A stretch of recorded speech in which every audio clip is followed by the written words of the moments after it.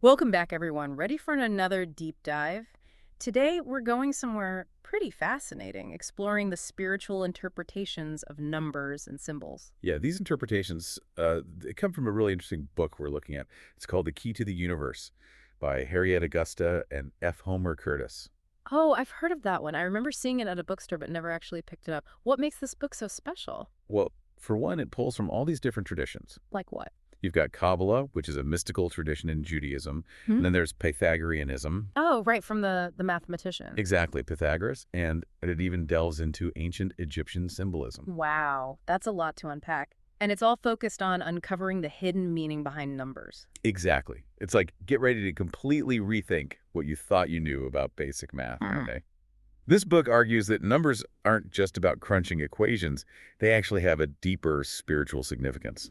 I love that. It's like they're a secret code, a map for the soul's journey. Totally spot on. That's a great way to put it. So in this deep dive, we're going to be exploring some pretty fascinating stuff, like the symbolism of the circle. Ooh, I am already intrigued. And then there's the whole idea of the serpent and the wisdom it represents. Wait, the serpent? Isn't that usually associated with like temptation and negative stuff? Right, that's what makes this so interesting. We'll get into that. And we'll also dive into how each number represents a specific stage of spiritual development. Okay, I'm hooked. Let's start with the circle. I mean, it's a shape we see everywhere, but I never really thought about it having a deeper spiritual meaning. You're right, it's easy to overlook the simple stuff, but in this context, the circle, or what they call the O, symbolizes the very beginning, before anything actually exists. The authors call it the undifferentiated, unmanifested source of all creation. Okay, say that again. Undifferentiated and unmanifested? It basically means nothing has taken shape yet. Like imagine a blank canvas with endless possibilities, but no distinct forms yet.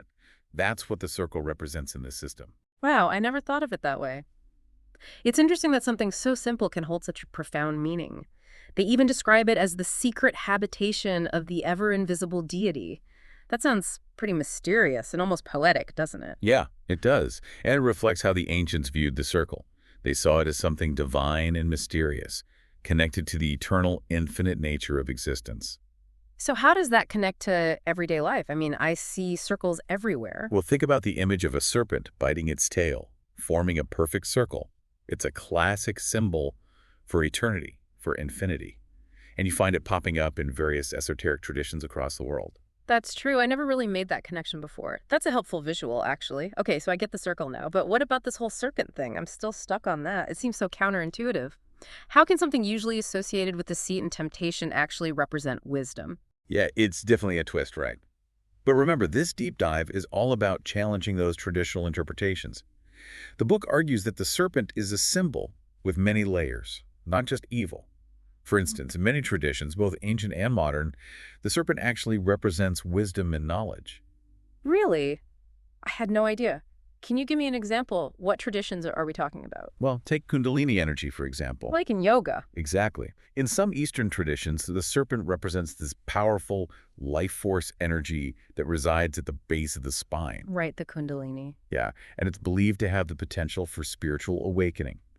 The serpent symbolizes that awakening, the rising of that energy towards higher consciousness. Okay, that makes sense, visually at least. The way a serpent moves, it's like it's constantly rising upwards. Exactly. But I know what you're thinking, what about the whole Garden of Eden story? The serpent tempting Adam and Eve, doesn't that contradict this whole wisdom thing? Yeah, that's exactly what I was thinking. Well, it's important to remember that the serpent is also a creature that sheds its skin, right? So it symbolizes renewal and transformation. Oh, interesting point. I never thought about it that way. So what if the serpent in the Garden of Eden didn't actually represent evil?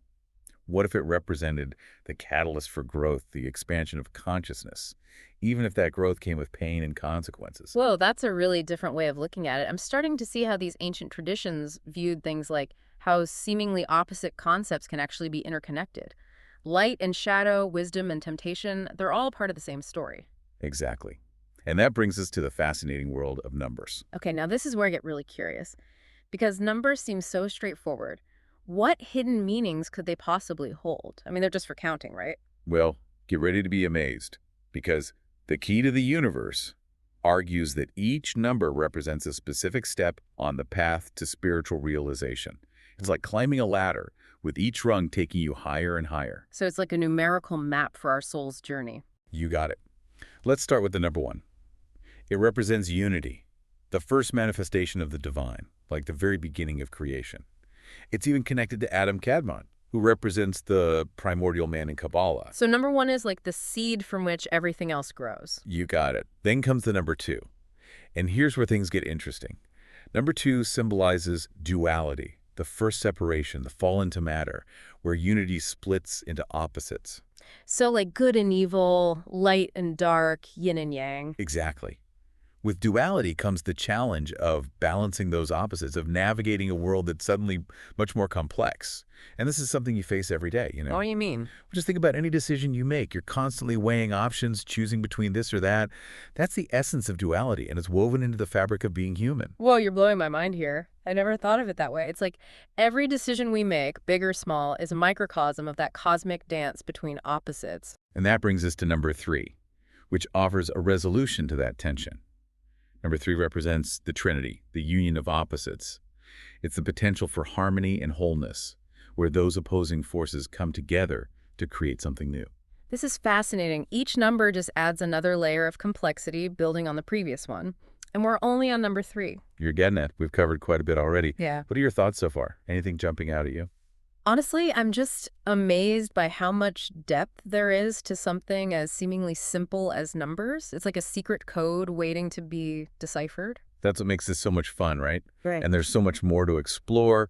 We've only just scratched the surface, this whole Trinity thing, resolving that tension of duality. It pops up everywhere like it's a recurring theme in all these spiritual traditions. Yeah, that's true. You see it in Christianity with the Father, the Son, and the Holy Spirit. Right. And then in Hinduism, you have Brahma, Vishnu, and Shiva. Yeah. It seems like the number 3 really is a pretty big deal. It is. It is. And in the Key to the Universe, they take it even deeper, suggesting that each number builds upon the previous one. Like a staircase. Exactly. A staircase leading to a higher understanding. So after the Trinity, we have the number 4. Okay, so what's the deal with number 4 in this framework? Think of 4 as the foundation, the bedrock, you know. It symbolizes stability, the physical world, the tangible aspects of existence. So after that dynamic interplay of duality and then the resolution with the Trinity, number 4 is like grounding us back in the material realm. Exactly. It's like the 4 corners of a house, providing a solid structure for everything else to be built upon. That's a great analogy. I can visualize that. And that connection to the physical, it makes sense, right? Because that's where we actually experience spiritual growth. Right. It's like you can't transcend the material world if you don't understand it first. Totally agree. Okay, so where do we go from there? What about the number 5? Ooh, 5 is a fascinating one because it bridges the gap between the material and the spiritual. Yeah. They describe it as representing humanity itself, standing as a microcosm, right, between the physical and the divine. So we're like a bridge between 2 worlds. That's a powerful image. I wonder, does this have anything to do with the fact that we have 5 fingers on each hand, 5 toes on each foot? That's an interesting observation. Yeah. Could be. Many traditions view the human body as a reflection of the cosmos, and 5 certainly plays into that. Yeah, like the 5 elements, earth, air, fire, water, and spirit. Exactly. So the number 5 represents this unique position we hold in the universe. Grounded in the material, but reaching for the spiritual. Exactly. And from there, we move on to number 6, which, surprisingly, they associate with a sense of incompleteness. Incompleteness, really. I would have thought 6 would be more about balance and harmony, you know? Like the 6-pointed star. It's interesting, right? But they see it as representing this, like, Christ force in nature. Christ force? Yeah, the force that drives us towards a higher goal, like that inherent yearning within us that pushes us to evolve and grow. That's a very different interpretation than I expected. So it's less about being content with where we are and more about recognizing that there's always more to discover. More to become, right? It's about embracing that journey. Embracing the becoming. That makes a lot of sense. So if 6 represents that yearning, where does that lead us? What about the number 7? 7. But number 7, it's always been associated with this idea of perfection, completion. 7 days of creation. Right. The 7 chakras. The 7 colors of the rainbow. Yeah. It's a recurring theme in so many cultures. Yeah. I've always been drawn to the number 7. There's something magical about it. There is. And according to the Key to the Universe, 7 represents the culmination of that striving. That yearning we were just talking about. It's the realization of our potential, the fulfillment of our purpose. So it's like reaching the top of that staircase, that spiritual ladder. You got it. But of course, the journey doesn't end there, right? Spiritual growth is a continuous process. So from the perfection of 7, we move on to 8. Okay, so if 7 is the peak, what comes after that? Well, 8 symbolizes balance, cosmic justice, the law of cause and effect. Karma. Exactly. It's a reminder that every action has a consequence. So it's like a cosmic check-in point where we assess the results of our choices. Exactly. It's about finding equilibrium, both within ourselves and with the world around us. Powerful concept. So how does number 9 fit into all of this? 9. 9 is associated with initiation, mystery, the completion of a cycle. Oh, you know what that reminds me of? The Hermit card in the tarot. Oh, interesting. Yeah, introspection, seeking wisdom, that moment of going inward. Preparing for a new phase. Yeah, exactly. The Hermit is a really powerful archetype for that energy. It's like reaching the end of one chapter and getting ready to start a new adventure. But first, you need to reflect, integrate what you've learned. Gather your strength for what's ahead. Exactly. Okay, so we've made it. The final number in this mystical sequence, number 10. The Big 10. They describe it as representing complete manifestation, but what does that actually mean? Remember that circle we talked about in the beginning, the symbol of pure potential? Yeah, the blank canvas. Well, with number 10, that potential is fully realized. It's like a seed that has blossomed into a flower. Or a symphony reaching its grand finale. Exactly. It's the culmination of that whole journey, the full expression of everything we've learned along the way. That's beautiful. It's like the universe itself is constantly evolving, moving towards this state of complete manifestation, and we're a part of that. We are. And remember that idea of humanity as a microcosm? Just as the universe evolves, so do we. Right. It's like we're all on this journey toward wholeness. Towards that union of the divine and the material within ourselves. This is all starting to make sense, but it also sounds really complex. It is. I mean, how do we even know if we're on the right track in our own lives? That's where the rubber meets the road, right? The authors emphasize that it's not enough to just understand these concepts intellectually. You have to actually live them. Embody them, yeah. It's about integrating these principles into your relationships, your work, your choices, everything. So it's not just about reading books and having these aha moments. It's about putting that wisdom into practice in our daily lives. Absolutely. It's about how you treat others, how you approach challenges, how you respond to joy and sorrow. It's a reflection of your level of spiritual understanding. So if I'm constantly gossiping about others or getting caught up in drama, that's a sign that I still have work to do?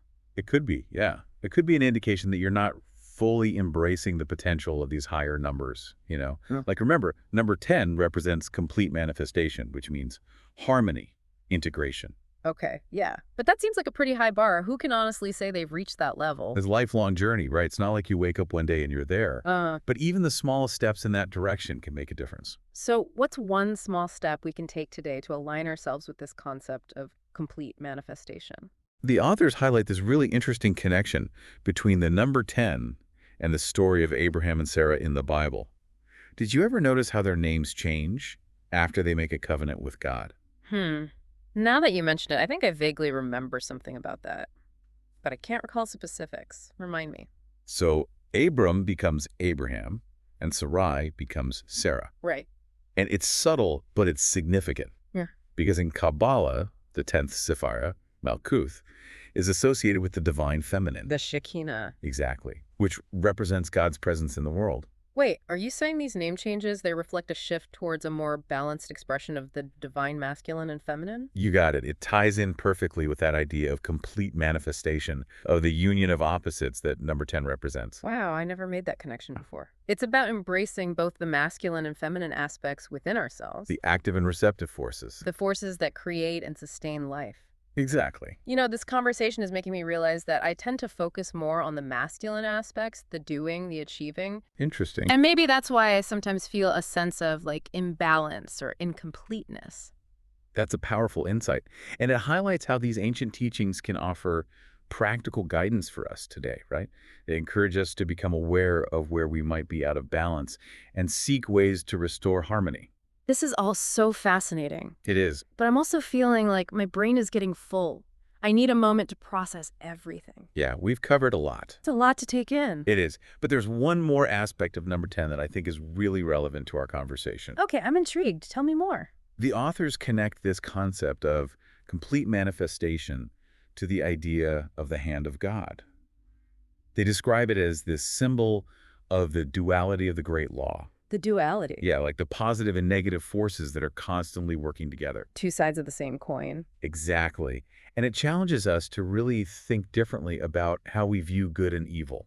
To see them not as separate entities, but as two aspects of the same divine energy. You got it. That's a big shift in perspective. But how do we actually apply that understanding in our daily lives? Well, it invites us to see challenges and setbacks, not as punishments, but as opportunities. Opportunities for growth. Learning, yeah. Mm-hmm. It's about recognizing that even difficult experiences can serve a purpose, right? Helping us to evolve and become more resilient. So it's not about avoiding the bad stuff, but about learning from it, using it to become stronger. Exactly. It's about seeing the bigger picture, understanding that everything is interconnected and working towards a greater good. I like that. It gives me a whole new perspective on some of the tough situations I faced in my own life. And visually, this concept is so powerfully represented in the image of the balanced and reclining Sphinx. The Sphinx. Yeah, embodying that wisdom that transcends and ultimately commands both good and evil. You know, I've always loved the Sphinx, but I never realized it had that deeper meaning connected to the duality of the great law. It's such a cool symbol. It reminds us that true wisdom lies in understanding and integrating both the light and shadow aspects of ourselves. Of the universe. Of everything, yeah. Okay, this all makes sense intellectually, but if I'm being honest, I'm still wrestling with the concept of free will. Yeah. I mean, if everything is predetermined by this great law, where does our own choice come into play? That is the million-dollar question, right? Yeah. Philosophers and mystics have been debating that for centuries. Yeah. And I don't think there's an easy answer. Yeah. But I do believe that understanding these spiritual principles can actually give us a greater sense of agency. Really. I would think it would make us feel less in control, not more. Well, think about it this way. It allows us to see that we're not just victims of circumstance, right? Oh, okay. We have the power to choose how we respond to the events in our lives, how we use the knowledge and wisdom we gain. So it's not about controlling what happens to us, but controlling how we react to it. Exactly. And that's where true freedom lies. In the conscious choice to align ourselves with the divine, to act from a place of love, compassion, understanding. I like that. It's empowering to think that we have a say in our own spiritual evolution. We're not just puppets being pulled along. We're active participants. Yeah. And, this idea of choice ties in beautifully with another aspect of number 10, the 10th commandment. Oh, which one is that? Thou shalt not covet. Oh, wow. That's a tough one. I've always struggled with that commandment.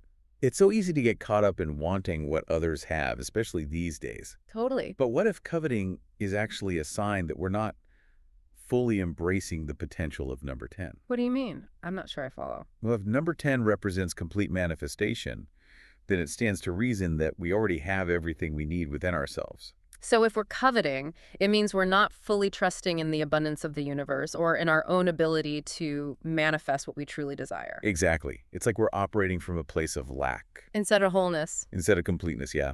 And the book actually calls it a form of spiritual immaturity. Oh, interesting. They say, when we have reached the point where we are one with all that is, this oneness does not mean that we as individual souls shall have every experience and pass through every condition, but that we shall have just that which belongs to us and is needed to round out our experience and fit us for our own peculiar work. So it's about recognizing that each of us has a unique path, and that comparison is like the thief of joy, right? We don't need to try to acquire what others have. Exactly. It's about trusting that we're being guided and provided for every step of the way. That takes the pressure off. It does. It allows us to focus on our own growth, on developing our unique talents and gifts and using them to contribute to the world. And that's what it's all about, right? Becoming the best versions of ourselves, not for our egos, but for the benefit of all. Beautifully said. So we've been talking about how joy is this, like, key ingredient in spiritual completion, not something to be pushed aside or ignored. Right. And in the Key to the Universe, they linked this idea of joy to the number 10, Yeah, which, if we remember, represents complete manifestation. exactly. And it makes sense when you think about it, right? If number 10 is about wholeness, about integration, Yeah. then wouldn't that naturally include experiencing the full range of human emotions? Totally. It's not about becoming some kind of like eternally blissful being with no negative emotions. Right. It's about accepting all parts of The ourselves. good, the bad, the light, the shadow. It's all part of the package. Exactly. And the book even suggests that trying to like suppress or deny our natural capacity for joy can actually hold us back spiritually Yeah, it creates this disconnect. between who we are on the inside and who we're trying to be on the outside. Exactly. There's this great quote in the book. Joy is the keynote of creation, ever proclaiming to man God's divine plan of peace, harmony, and perfection. Wow, that's a Oh. powerful statement. It's like joy is more than just a feeling we have sometimes. It's deeper than that. It's something fundamental. It's like it's woven into the fabric of existence itself. And when we tap into that joy, we're aligning with something much bigger than ourselves. We're aligning with that creative force that brought everything into being. It's like joy is a compass, guiding us towards our true potential. I love that. And it reminds me of this other passage from the book.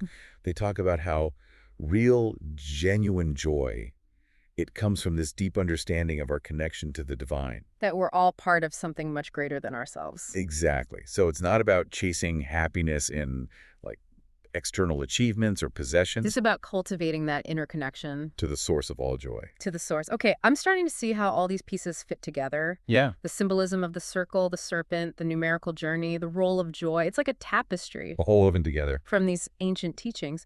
And what's amazing is that even though these ideas are like super old, they still feel so relevant today. They do, don't they? It's like they offer this timeless wisdom That can help us navigate the craziness of modern life. and find our way back to ourselves. Exactly.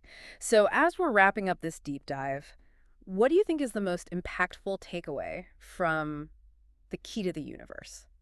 You know, for me, it's the emphasis on joy as this essential part of spiritual growth. Me too. It's such a refreshing perspective. It is. And it goes against that old idea that to be spiritual, you have to be serious and ascetic and deny yourself any pleasure. Totally. This book is like a permission slip to enjoy life. To embrace it all. The good and the bad, to find meaning and purpose in everything. Exactly. And to remember that we don't need to strive for some kind of perfect state of being. We can experience joy right here, right now. Just by connecting to that inner spark, That source of love and wisdom that's always there. always there. That's a beautiful message to leave our listeners with. So as we close out this deep dive, think about these teachings and how they might apply to your own life. Could this numerical and symbolic language be more than just ancient wisdom? Could it be a guide for navigating the complexities of life, for finding more joy, meaning, and fulfillment? Something to think about. Thanks for joining us on this deep dive into the key to the universe. Keep exploring, keep questioning, and keep embracing the joy that lives within you.